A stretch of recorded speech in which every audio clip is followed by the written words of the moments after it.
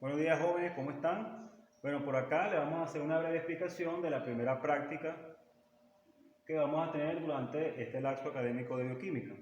Acá tenemos identificación y uso de materiales en el laboratorio. Simplemente le voy a hacer un compendio breve acerca de todos los tópicos que vamos a abordar durante la práctica.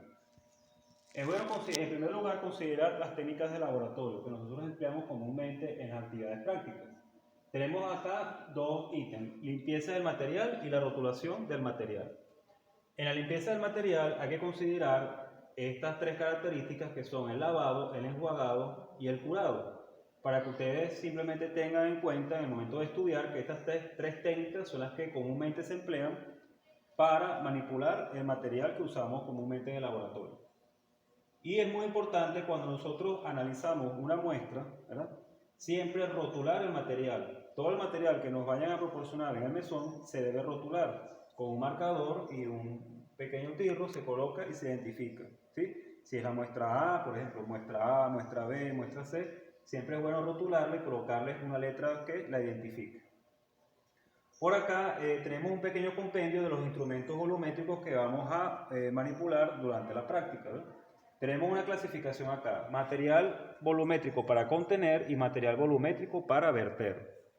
El material volumétrico para contener tenemos estos tres ejemplos, cilindro graduado, matraja forado y vaso de precipitado. Tenemos acá unos pequeños dibujos para que ustedes sepan, logren ver por acá.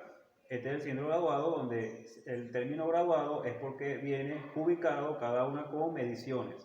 Hay cilindros graduados de 100 mililitros, cilindros graduados de 1000 mililitros, cilindros graduados de 500 y de varias capacidades. Matraja forado es donde tú colocas, se preparan soluciones acá y tiene una línea de aforo, de 500 y de varias capacidades. Matraja forado es donde tú colocas, se preparan soluciones acá y tiene una línea de aforo.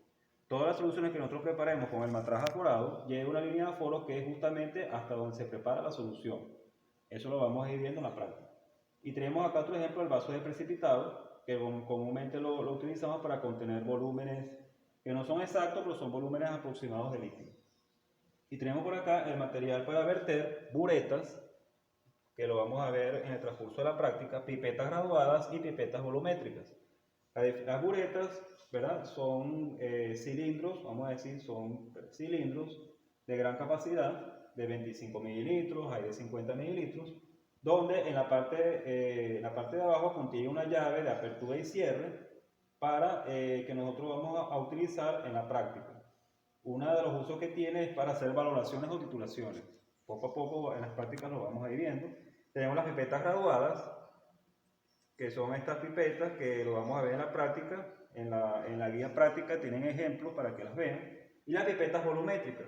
Yo creo que un pequeño ejemplo de pipetas volumétricas es, a pesar de que son materiales para verter, tienen para medir un volumen exacto de líquido. Hay pipetas de 25 mililitros y tienen un pequeño bulbo en la parte central, en el dibujo de la práctica los tiene, para que lo puedan identificar. Un poco para hablar de la apreciación, aquí tenemos la fórmula, sería lectura menor menos lectura menor, lectura mayor menos lectura menor entre el número de espacios. ¿Cómo se define la apreciación? Como la mínima lectura de medida que se obtiene de un instrumento volumétrico. Ahí en la guía lo tienen. Tenemos acá, esta es una pequeña leyenda para que lo sepan. Para poder medir volúmenes con cualquiera de estos instrumentos que les he mencionado anteriormente, siempre que nosotros utilicemos una pipeta volumétrica, por acá, pipeta volumétrica, ¿verdad? Recuerden que la precesión es la mínima lectura de medida que se puede obtener de un instrumento volumétrico. Aquí tenemos la fórmula para poderlo calcular. Lectura mayor menos lectura menor entre el número de espacios. Cuando ustedes requieran determinar la precesión de un instrumento volumétrico, siguen esta fórmula y obtendrán el resultado, ¿verdad? Tenemos acá otra consideración muy importante en la práctica.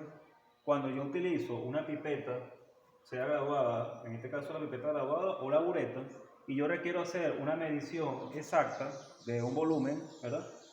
Yo tengo que considerar estas terminologías que están acá, que se llaman menisco cóncavo y menisco convexo, ¿sí? El menisco cóncavo lo forman superficies como el agua destilada, vamos a decir nitrato de plata, cualquier compuesto químico hidróxido de sodio, ¿sí? Cloruro de sodio, ellos forman meniscos cóncavos. Entonces, ¿qué se quiere considerar acá? Que cuando la curva que forma el líquido, ¿verdad? La forma para lograr determinar la medida exacta correspondiente a ese volumen de líquido, yo debo trazar una línea imaginaria justamente donde corta la curva que forma, la curva cóncava que forma ese líquido en específico, ¿sí? Entonces, el analista, para poder determinar este volumen, primero coloca una hoja blanca, una de las consideraciones que coloque una hoja blanca en la parte de atrás de la pipeta, ¿sí? Entonces, de manera de que pueda precisar exactamente esta medición, por eso que yo hago esta línea. Yo hago esta línea imaginaria justamente donde corta la curva, ¿verdad? Que forma este menisco cóncavo, y inmediatamente obtengo la medición requerida, ¿sí? Existe otro menisco que se llama menisco convexo. El permanganato de potasio lo forma, ¿no? Entonces, la curva no sería de esta manera, sino sería al contrario. Si la curva que forma es al contrario, debo trazar una imaginaria justamente donde corta esta curva en la parte superior, en este caso. Y de esta manera yo obtengo la medida exacta de ese volumen contenido en esa pipeta. ¿Qué se quiere con todo esto? Evitar el error de paralaje. El error de paralaje es el error que comete naturalmente el analista al no considerar estos meniscos que forman las superficies líquidas, ¿sí? Estas terminologías que están acá, que se llaman menisco cóncavo y menisco convexo, ¿sí? El menisco cóncavo lo forman superficies como el agua destilada, vamos a decir nitrato de plata, cualquier compuesto químico hidróxido de sodio, ¿sí? Cloruro de sodio, ellos forman meniscos cóncavos.